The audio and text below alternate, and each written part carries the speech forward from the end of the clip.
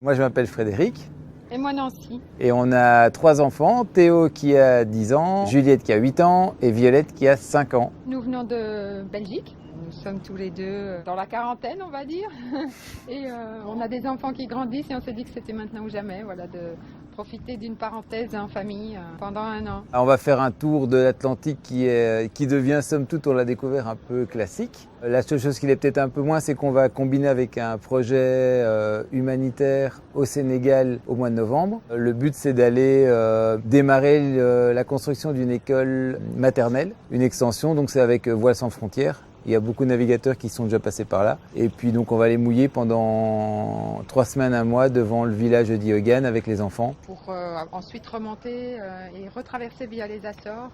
L'image du catamaran, c'était toujours un peu la caravane flottante. Et puis quand on a essayé les Outre-mer, on s'est rendu compte que c'était pas du tout comme ça. Le côté marin, le côté aussi sportif, ça avance. Donc on s'est assez vite finalement décidé. On a choisi le Loustic comme nom du bateau parce qu'en fait je pense que quand nos enfants sont nés, on leur donnait tous les petits surnoms et le surnom de Loustic est apparu assez rapidement, naturellement.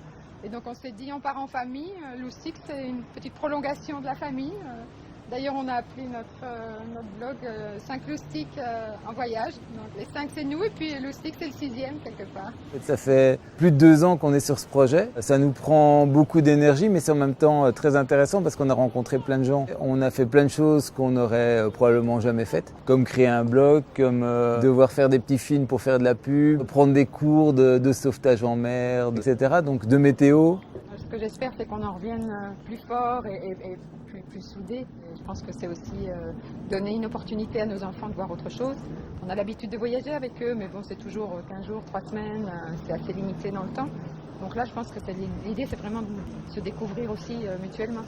L'école de Diogane, aidez-nous! Concernant le projet de Diogane, on peut peut-être se demander pourquoi construire une école maternelle et en quoi c'est important. Donc il faut savoir que dans ces villages très reculés, la seule moyen de subsistance c'est la pêche. Ils vont récolter des coquillages. Et donc c'est fait par les mamans du village. On sont en fait ravis d'avoir une école qui pourrait accueillir leurs enfants, comme ça ils sont en sécurité. Et elles sont prêtes à payer une institutrice. Et donc ce qu'on recherche simplement c'est des fonds pour construire en fait l'école.